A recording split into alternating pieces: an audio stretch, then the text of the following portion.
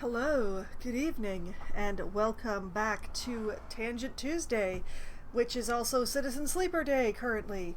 I feel like I'm really close to the end of this game, but I don't actually know how close. So, yeah. Who knows, really? I've gone into this without knowing exactly what's going on, but it feels like I'm in the end game. And it's been so long since the last time I was able to play on a Tuesday. There just seems to be some sort of curse on it. But I'm trying to talk through the sirens in the background. Okay, I think they stopped. Okay. All right. All right. Let's get back here. Now, I have full dice and I'm just sort of hovering here. I don't remember why I stopped here, but I remember that I was helping the refugees, as I have to finish before this fills up. So there's today 1, 2, 3, 4 days. That's not a lot. That is not a lot.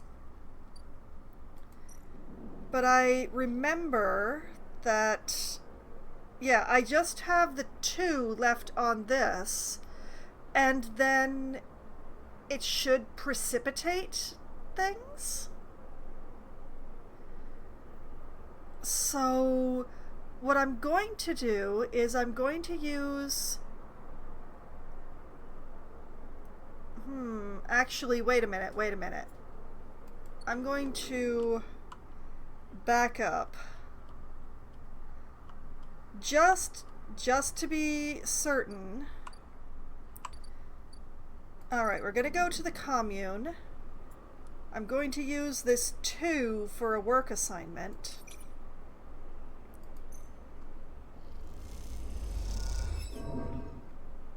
You are assigned work in the dorms, cleaning and repairing. It isn't the best work, but the meal at the end is welcome when it arrives, because doing the work here feeds me.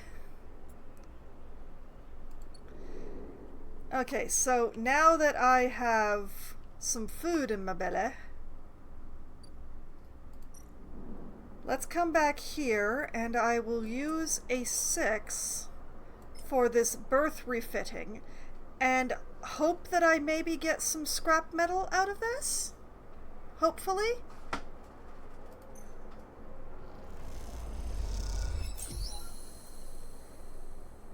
I did get some scrap metal. You work in sync with the other teams, splitting the jobs so that by the time you are done, there are tens of new berths in place. Alright. That is everything. So, the plot tumbles forward now. Okay, that's why I stopped when I did. Okay. Thank you, past me. I wish you'd left me a note. But you didn't. They just keep coming. Perhaps the flux event scared enough people that they really believe the Eye will collapse. Perhaps they are sick of Havenage, of the Council's infighting and the hardliners. Or perhaps they just want to take a chance at some new future, a place that is anywhere but here. I mean, those are all valid reasons, and given how many people have been mentioned, I would not be entirely surprised if all of these reasons were present. But yeah, for those, it has been a while, so I escaped indentured servitude and washed up on this space station, which is in somewhat of disrepair after the company that was running it collapsed, but it's been limping along and I've been helping and I've made some associates and maybe a friend or two. And then these refugees showed up, running away from a technological collapse of sorts. Their equipment stopped working, their life supports failed and all this, so they ran out to this station, which was still running, but then the event that they were running from followed them or arrived here eventually. And now the refugees are planning on running further, But I have decided to stay behind and make a stand. So that is the very, very TLDR of what has been going on here. Whatever it is, the evacuees don't stop. They come on the flotilla's shuttles, on their own ships, however they can. You've seen so many faces pass that they're almost meaningless now, a parade of features that seem both familiar and distant.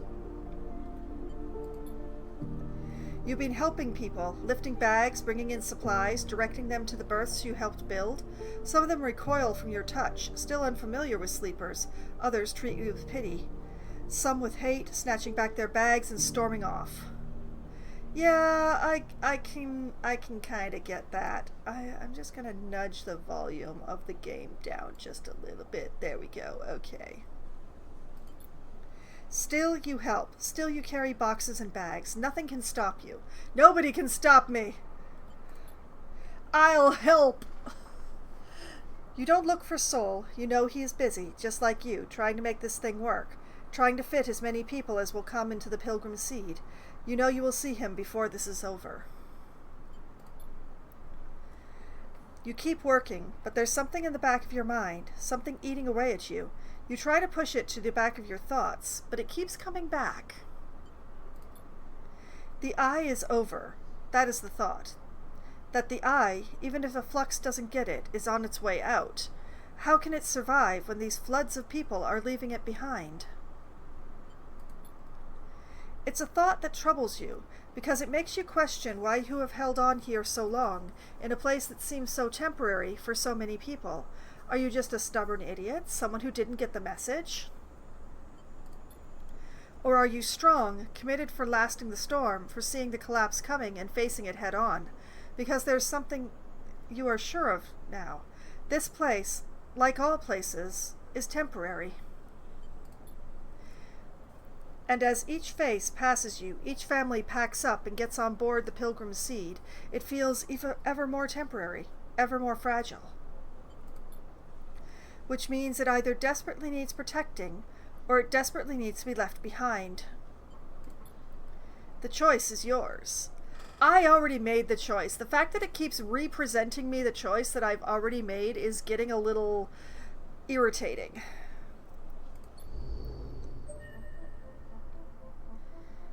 One upgrade point. Do I have anywhere useful to put that? No, I do not.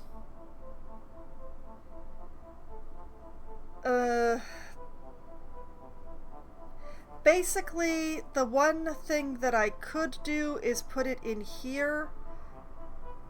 No, wait, actually, no, I don't need to put it in there. I've spent everything that I can spend 1 point on. I would need 2 more points. Like, I need 3 points to do either of these. And I don't think I have... Yeah, I have 1 drive left. Okay. Alright, so completed that.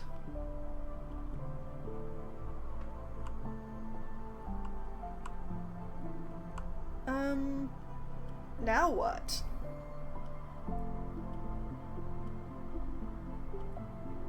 Has anything else opened up?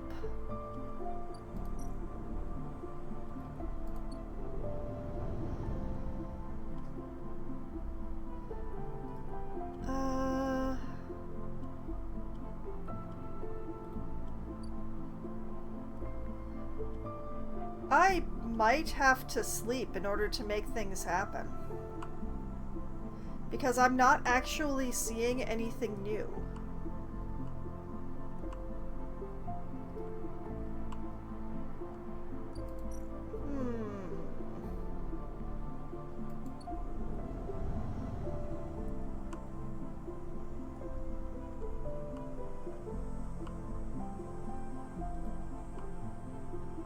Unless...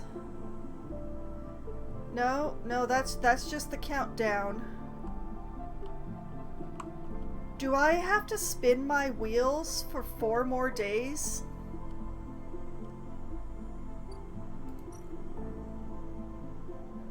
I am not on board with that idea. I'm gonna put a 6 in here. More scrap metal is always useful.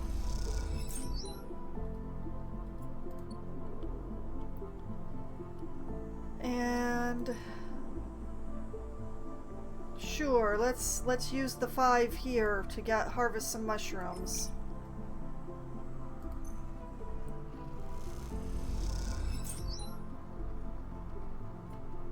Two club heads and a matsutake. Two club heads is what I need for another serum, so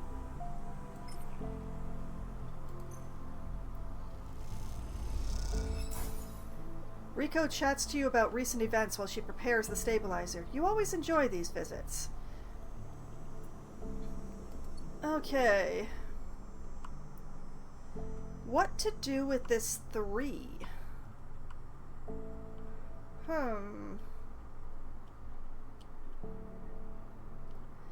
I think I might have to sleep for things to happen, but I don't want to sleep on a die.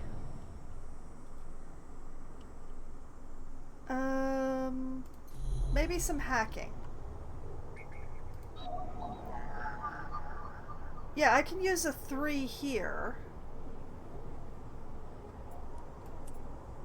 So we will hack this Yatakan agent.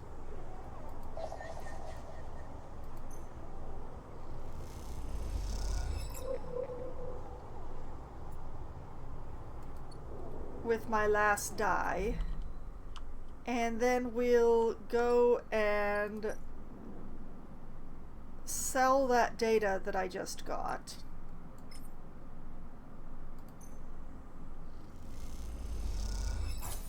The acquisitions officer eyes you suspiciously as you download the data to her terminal. This is more than she was expecting. Yeah, well, here's even more. Thank you. Okay. And we'll go feed the cat.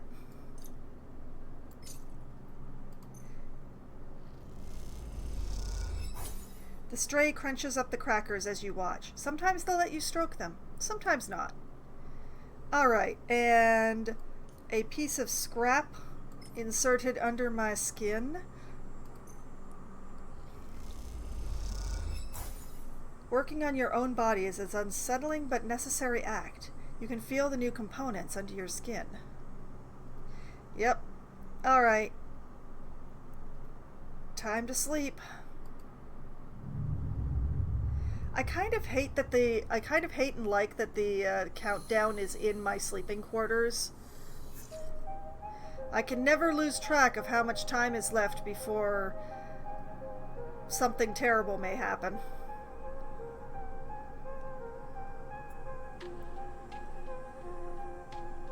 Okay.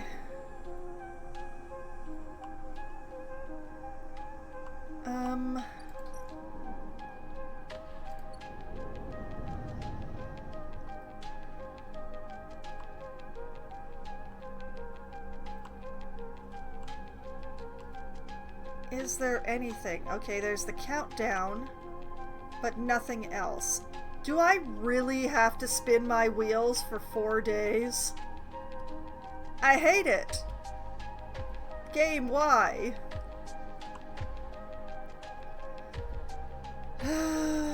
Okay, well, let's see. I will use the 4 to harvest some mushrooms.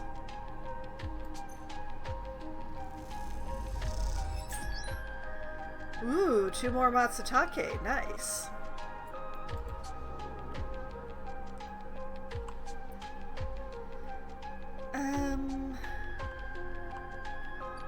I'll use the 6 to gather some more scrap.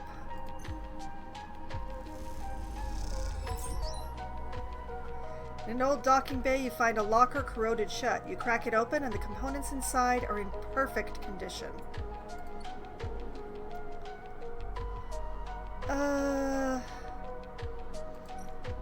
Well, at the very least, I know how to spend these days quickly.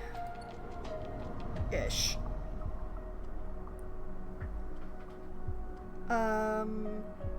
Let's go to the bar and cook some matsutake. Thinly slice and lightly fry them. Tala always comes to look when you cook matsutake. The smell draws her in. You eat the mushrooms together with a glass of higuro. Except no, because she's gone. She packed herself onto a ship and she's gone.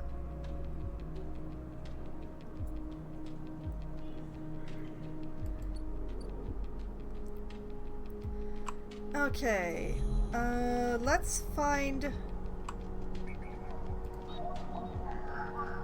Yeah, Havenage agents are hacked with 2s. We'll get this Havenage person with this 2.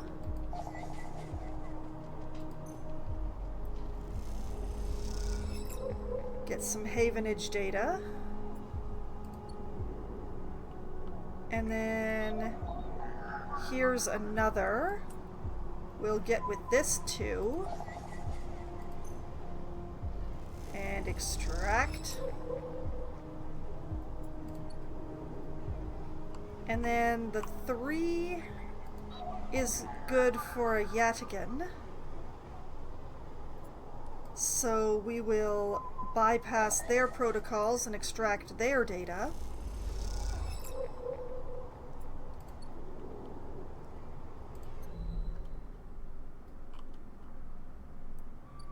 And we'll head back to the Havenage offices. Sell that Yatigan data. I've done this so often, you'd think they'd give me a quick bar. Sell those. And then head over to the Tambour Tea House, where we sell Havenage data to Yatigan. We play both sides of the field, and we get paid for it. The tea house's enforcer signals for a hacker to come out for the upload. Their eyes widen as the data streams onto their system. But wait, there's more. I have so much. Please, take it. Take all of it.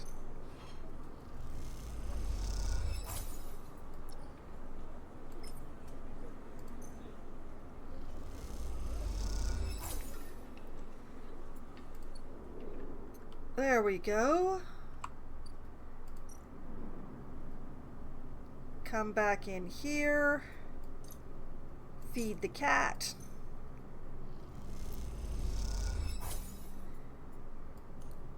Basically eat some scrap.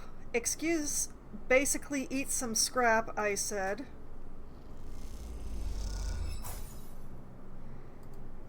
And brand new day, yay!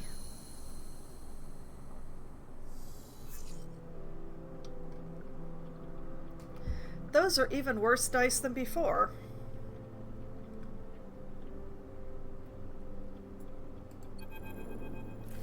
Oh, wait, haha! I don't have to spin my wheels for 4 days, thank goodness. Peak's slate chirps in your pocket. You take it out. A message. The connection is ready. Meet me at the Founder's Gap, Greenway side. Peak. You clench your jaw. It's time.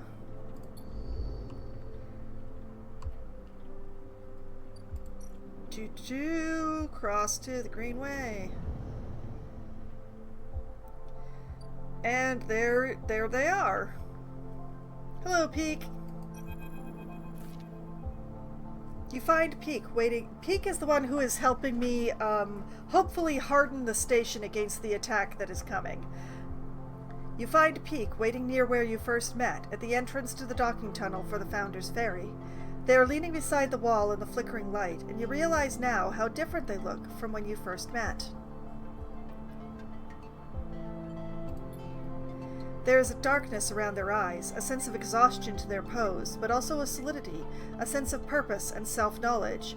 They look concrete, for want of a better word. Solid. Sleeper. They spot you, and a small smile crosses their face. Glad you came. I wouldn't be anywhere else. Of course. Or, let's just get this done. I wouldn't be anywhere else. The smile grows. Crunch time. They shake their head in disbelief. Let's go. The break in the connection is up ahead. They walk away from the docking tunnel into a ragged, half-crushed corridor that descends into darkness. They poke their slate, and a torch flicks on, lighting the way ahead. As you descend through the layers of the broken edge of the eye, Peak talks, filling the silence. I had to hunt all over this part of the eye to find the point where the connection was broken. They run a hand along the buckled metal of the wall, stooping under the angled ceiling. This hole, the gap, got knocked in the eye when Solheim collapsed. It's impossible to tell who did it, but my guess is they tried to scuttle the eye. Well, that was just murderous. If Solheim couldn't keep hold of their fancy new station, well, no one could. Peak ducks through a fractured passageway with hanging wires like vines, so this place has always been on borrowed time. I've managed to weave together the old connections and run a new patch down to where the main line still runs through the remaining ribs of the rim. They smile. Just like keeping those old XPR platforms running. Esha would be proud, if she'd bothered to help. Oh, she didn't bother to help. Okay. As Peak goes quiet, the corridor opens out into a wider, twisted passage with compartments on either side thick with wiring. Here, this is the connection point. You can see where Peak has levered off a panel and hooked up a thick cable to the existing hardware.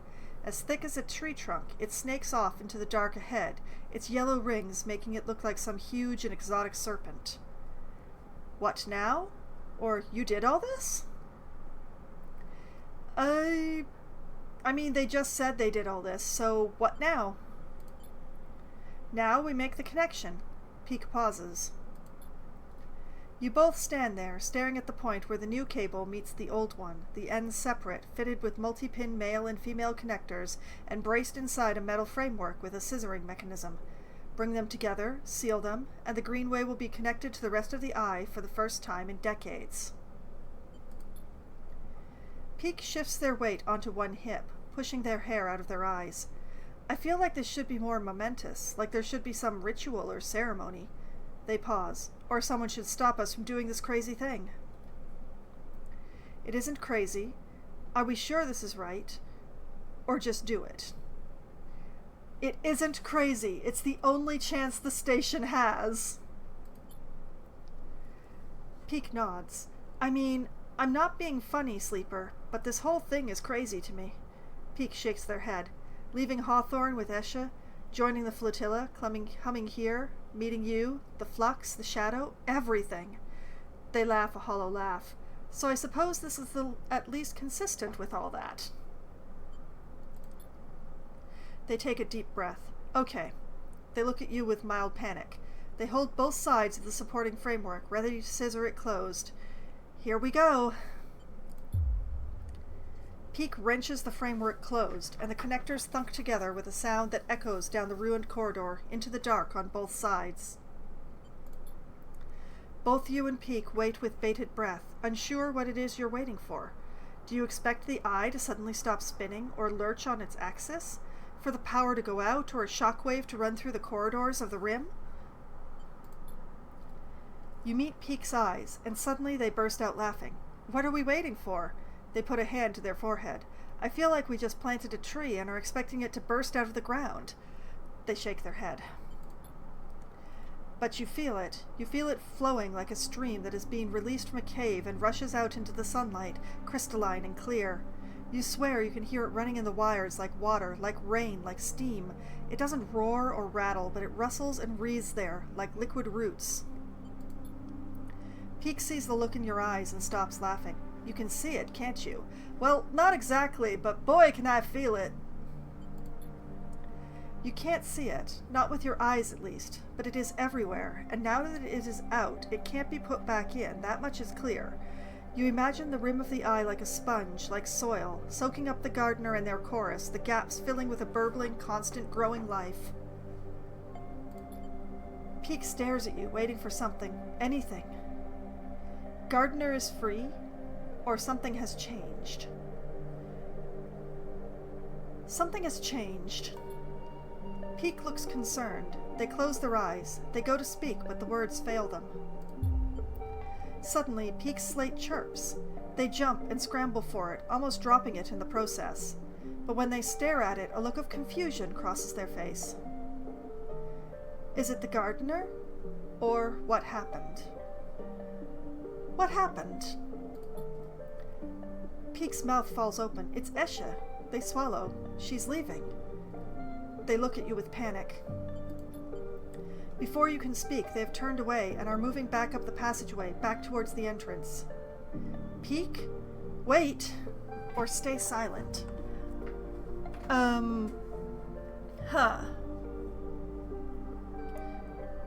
Peek?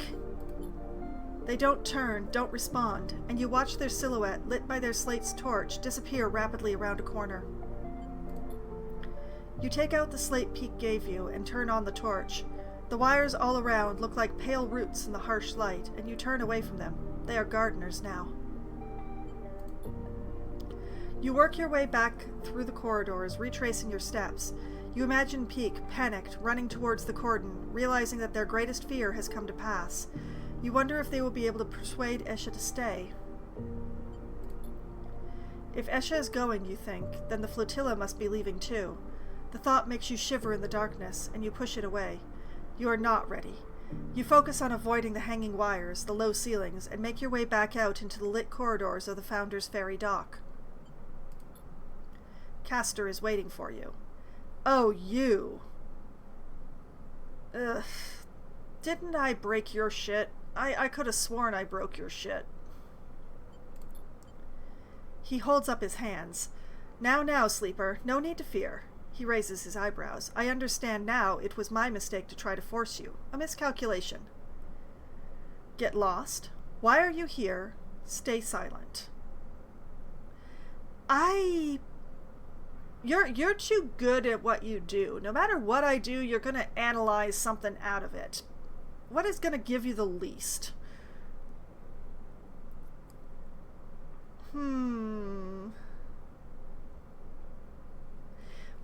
Why are you here? Good. Questions are good. He pushes his glasses up his nose. I'm more than happy to answer any you may have. Why haven't you left yet? I won't hold you here, sleeper. Castor stands to the side. But I wish to speak. Listen or leave. Okay, fine. I will listen. But only because you didn't do the woogie thing to me again. You stop, giving Castor his opportunity.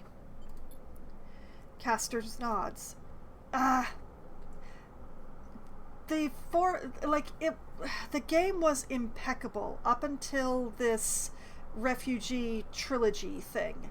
And then there's just a little bit, like, it needed like one, maybe two more passes through editing.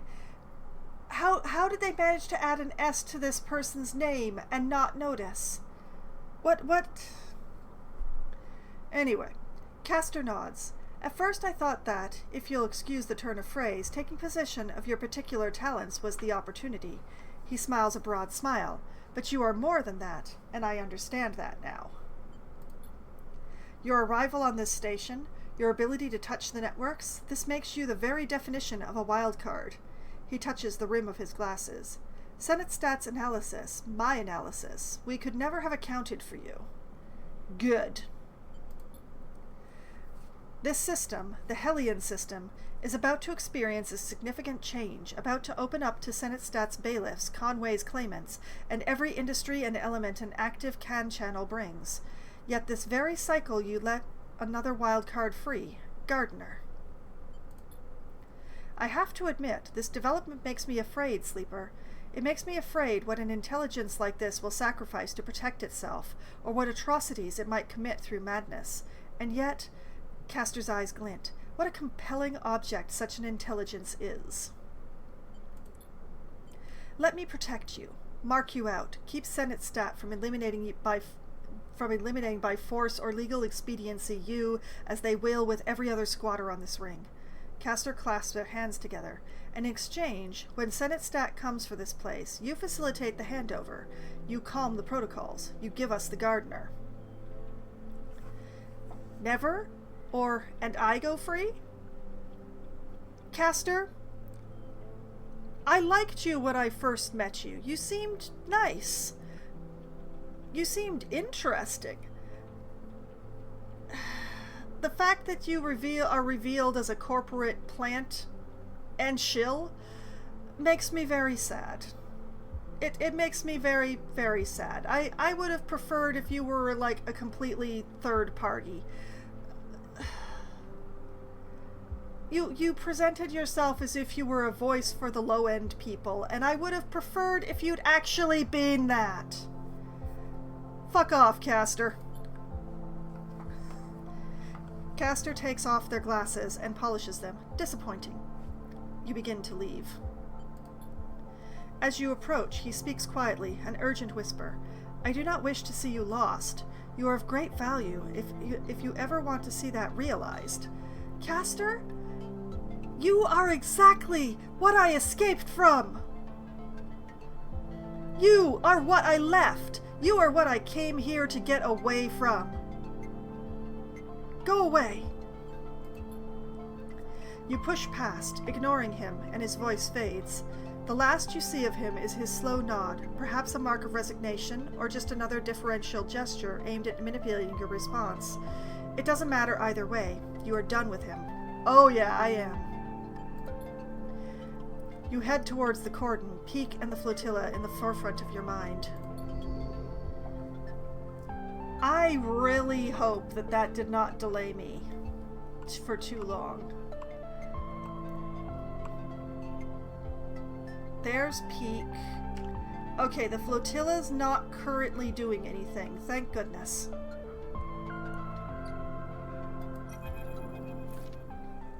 You arrive into chaos at the cordon. The final shuttles are leaving the ramshackle docks that have formed along the edge of the gap during the flotilla's stay. As they do, groups of evacuees push on board, hoping to be among the final people to escape from the eye. The fear created by the Flux event became a series of rumors, and those rumors have driven many out of their homes. Others have staunchly doubled down on their position on the eye, refusing to accept any gossip of a second collapse. You are unsure what you think? Is the collapse a certainty? Will Peak's actions this cycle have changed anything at all? Hey, give me credit. I helped. I did more work than Peak. Almost. You are tired of these questions, and instead set out to look for your friends. Okay, it's not almost. I did more work than Peak by a bare margin. By a slim margin, I did more than Peak on this thing. That is not to say that Peak did nothing at all, but we both worked very hard. You quickly spot Peak and Esha at the far end of the chaotic bay. You quickly make your way through the crowd, slipping between the gaps and the rushing evacuees, stepping over bags and luggage. Progress is slow, but as you approach, you can hear their voices over the crowd. You try to push closer, but there are many evacuees gathered around them in their shuttle. You have made your decision, Peak, and it puts you against me. Esha, you... Now there's another person that I really want to like. Esha means well. Esha is trying to do the good thing. Unfortunately, Esha is one of those people who A, ends justify the means, and B, only sees what is directly in front of them and not the wider picture. It is a very dangerous combination. Esha is standing with one foot on the boarding ramp while Peak argues with her. The evacuees are eyeing them, eager to intervene, but intimidated by Esha's evident strength and attitude. Esha, it doesn't have to be like this. Peak looks desperate, tear tracks already on their cheeks. We can find a way. Esha shakes her head. I have always protected you, Peak. I have taken you under my wing. But I understand that you are not mine to control, and you have chosen to be here and not with me, despite everything. I've chosen to stop running, Peak cries out in frustration. You can choose to stop running too. We can stay here and try to live. Don't you remember what it feels like to live, Esha? Esha turns away. I remember what it was like to live on Hawthorne, what it was like to be worried for your safety every cycle, to live under the control of my mother, of the administration. To work to maintain something that no one wanted, no one needed, so that our corporation could maintain a foothold in this system. You talk as if this place, in the very same system, is any different. What is there here but the same grind for other masters, for employers, administrators, for those who gain from our struggles? Oh, are you a libertarian, Esha? I wish you'd told me sooner. There may not be a corporation controlling the eye, but there is control. There is power in action here. So what then? Peak shouts. You run from anyone or everyone who could ever be close to you in search of freedom, in search of some perfect place where no one has power over you? Peak is crying openly now. I want to be part of something, Esha, even if it is broken and suffering, even if it cannot be free. Esha pauses and takes a deep breath. She nods, her eyes closed. This isn't Hawthorne anymore. We aren't tied by our childhood or by our shared need to escape. We are both just people in this system. The main problem here is that the freedom that Esha wants involves having to steal from everyone, because doing anything otherwise is allowing someone power over her. And that's the only path she sees. She's such a dangerous person in the narrowness of her view. She opens her eyes. I release you, Peak. You are free of me. Esha, please. They hold out a hand. There's a life here if you want it. Esha turns and smiles at Peak, her eyes wet now too. Then you live it for me, Peak. I can't. And she climbs up the boarding ramp, the evacuees taking their chance to climb on board too. You watch as the shuttle closes its ramp, lifts off, and leaves the bay. The crowds are dispersing now, as they get onto the shuttles or say their goodbyes and move back into the main part of the cordon. You push past the last of them to reach Peak. Peak doesn't turn as you come closer. Sleeper, Esha's gone. She chose to leave. You should go too, or stay silent.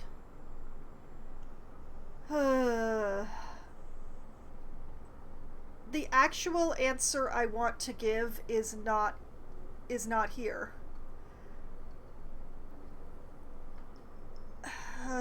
The closest thing to it is she chose to leave, but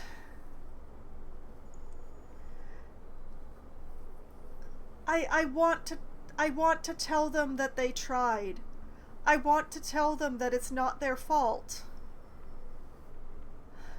But I can't, because it's not here. Very frustrating. This is my minor gripe about almost all RPGs. Sometimes there just isn't freedom in the responses that you're given to say what you want to say, or to do what you want to do. Sometimes There are options, but I don't love them. Okay, she chose to leave, Peak. Peak nods. I've known her my whole life. They wipe their face. But since we arrived, we've been going different directions. They turn to face you. I'll miss the Briar, but she'll serve Esha well, I know that. Sleeper! The shout takes you by surprise, and as you turn, you see Sol coming across the bay toward you, the last 2 shuttles loading up behind him. He reaches you, his suit hissing as he does. Can't believe you'd make an old man run across this bay to get you. He pauses to take a breath. The singers have gone. They left at the start of the cycle. They broke away from the flotilla. Yeah, I knew they were gonna do that. You smile as you think of Tala, safely cradled within one of those singers' ships, on her way to the starward belt, and hopefully a reunion with her brother. Godspeed, Tala.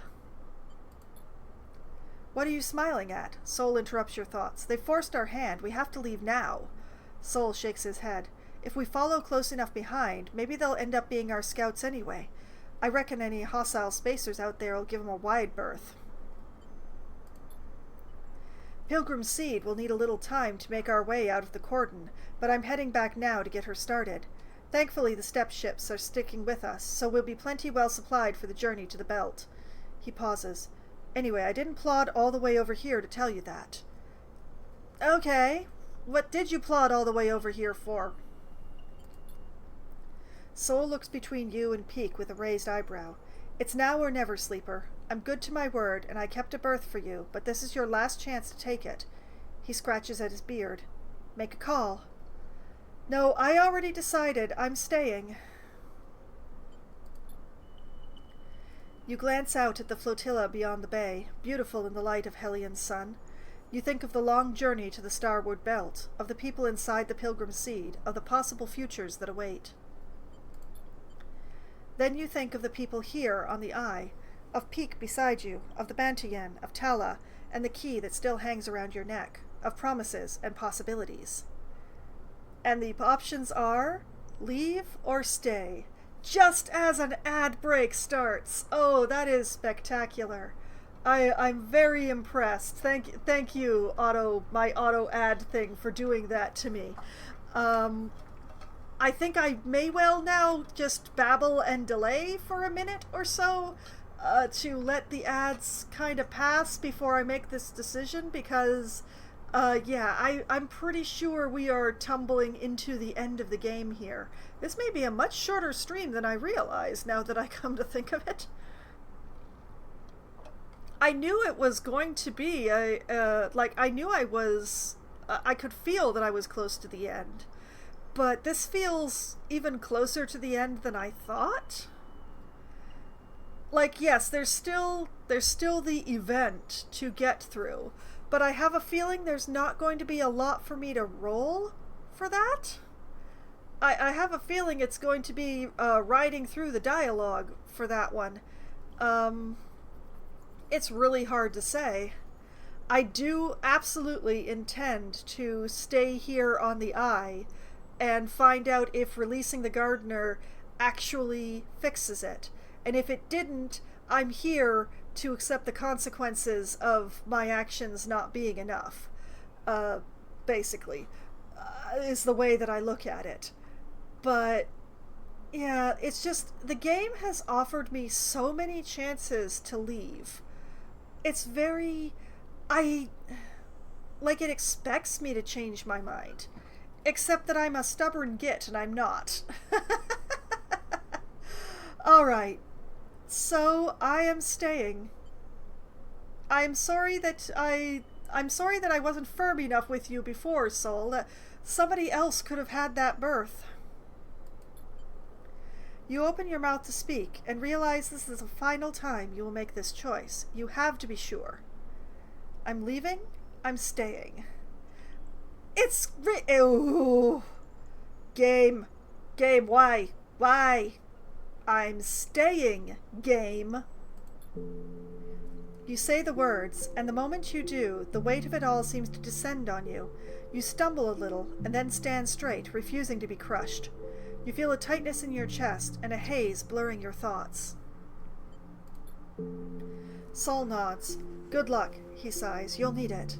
He grips your shoulder and meets your eye. In the haze, his pitted and rough hand feels so real, so detailed, that it grounds you. And then it is gone, and Soul goes with it, quickly moving to the waiting shuttle. As he does, you watch, unable to speak, your whole body pulsing.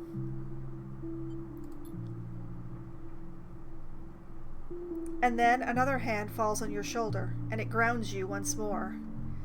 It's moving on its own, and that's bothering me. You turn to see Peak's bright eyes. Let's go, sleeper.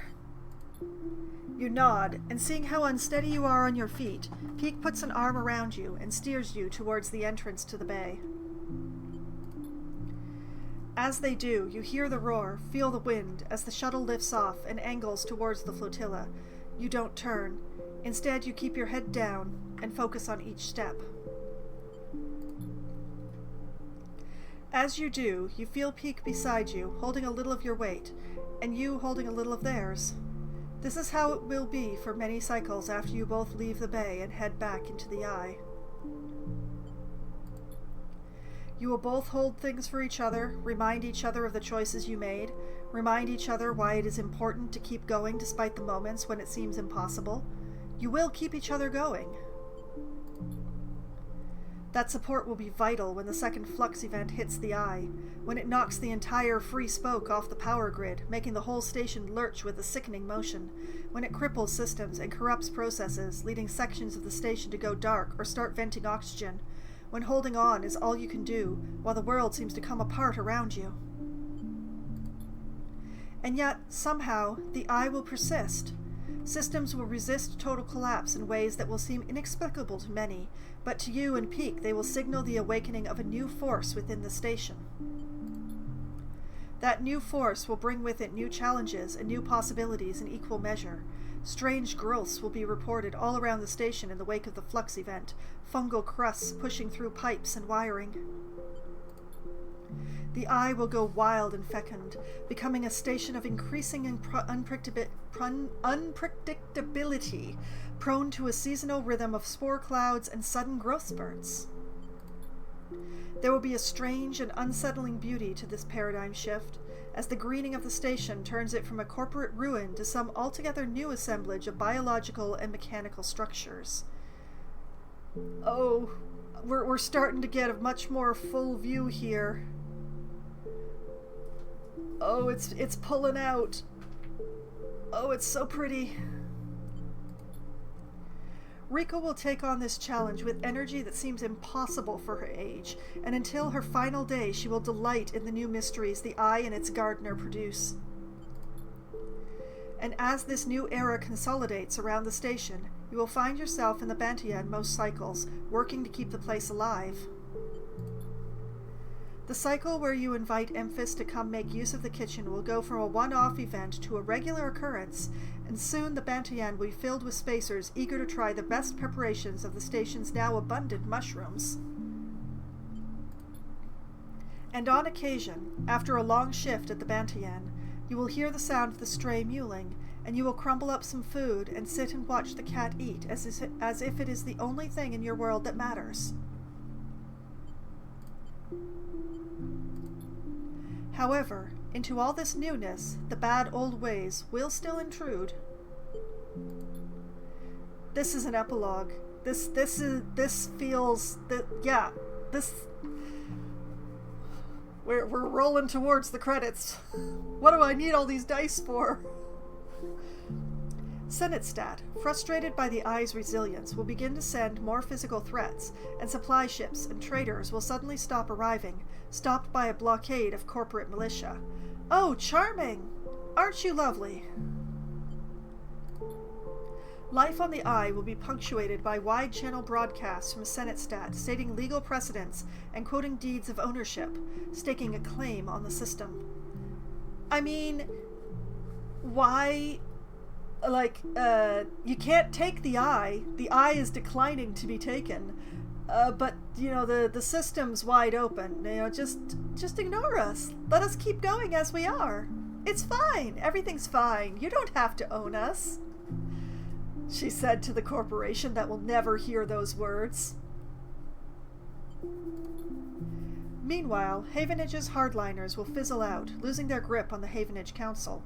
In their wake, Helene will spearhead a series of reforms that will scale back Havenage's overreach, returning them to the caretaker role they had always intended to fulfill. As the cycles roll on and the threats gather, new broadcasts will join them, sent by Conway Extractions, making counterclaims on assets within the Hellion system, and many on the Eye will go quiet, losing their appetite for debating these political machinations as they tilt inexorably towards a corporate war. Yeah, don't really want to be in the middle of a corporate war. Maybe they can have it away from us? There's a whole system they could have their corporate war in. And ever on the Eye will spin, growing now in strange ways, haunted by strange new growths and hosting cultures of increasing resilience. As the Hellion system descends into crisis, you will find comfort in the fungal patterns, the familiar conversations, the spices and the smells that will accumulate around you as your body continues its unavoidable decay. They settle around you like a veil, and in time it will be impossible to see the Eye without seeing its many variants and versions, pasts and potential futures. And this masking of the world will mark your approaching end. And one cycle, far from now, that accumulation of memories, of tastes, of people and places and moments will be the last thing you let go of.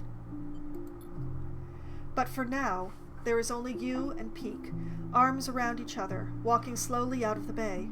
Two figures born of crippled systems linked together, continuing despite your origins.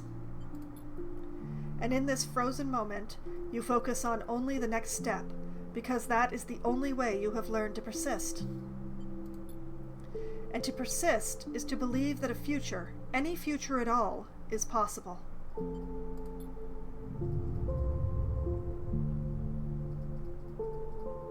A Jump Over the Age game, created, designed, and written by Gareth Damian Martin, who should have done an extra editing pass over the last bit there, but otherwise, A+, thumbs up, excellent writing.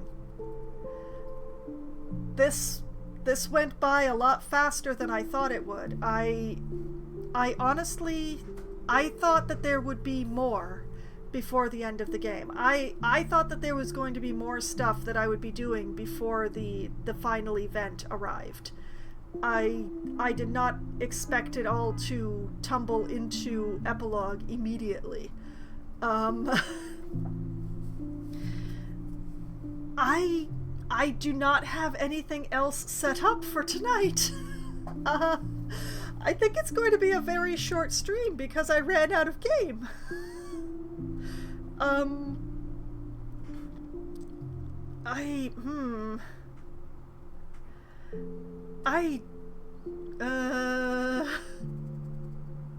That's also, those are some very short credits.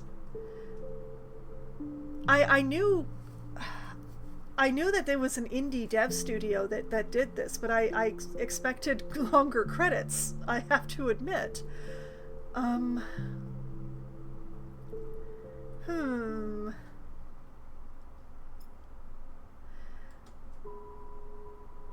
Okay.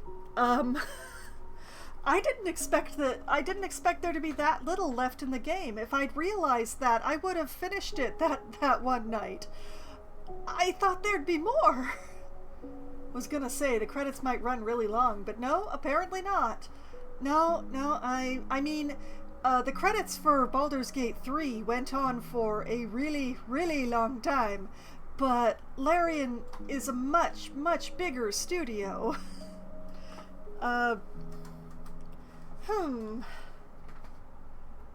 What, that movie at the end with all the names? Yeah, that was, it was quite something. obviously the studio that made Citizen Sleeper is smaller. I didn't expect him to be that small, though. Uh, hmm. Well, I'm left with two choices. I can end stream here and say see y'all tomorrow, or I can try and scramble to find something. Uh, hmm.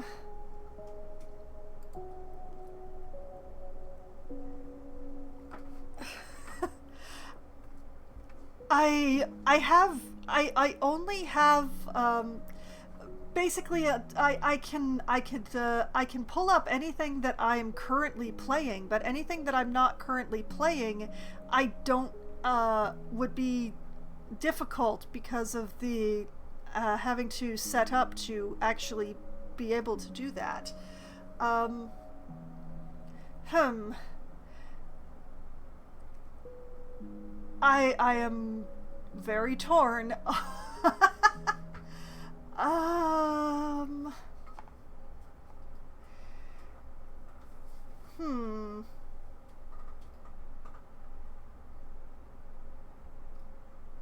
Well, as I see it, like either I end here or I have to switch to a game that I already have set up to go. Uh hmm. Okay. What I'm gonna do is I'm going to treat this a little bit like a Wednesday. I think what I'm going to do is I'm going to play a bit more of Planet Zoo, because I did leave things rather in the middle last night because of how late everything was running. So, I think I will still do a short stream tonight, but what I'll do is I will do a quick shutdown, get everything started up for Planet Zoo, restart, stream for 2 maybe 3 hours of that, and then we'll call it a night from there. So I will let's go to the be right back. So I will be just shutting down the stream really fast so that I can get Planet Zoo started up and running and everything, and I will be back in just a few minutes with more stream for today. See you soon.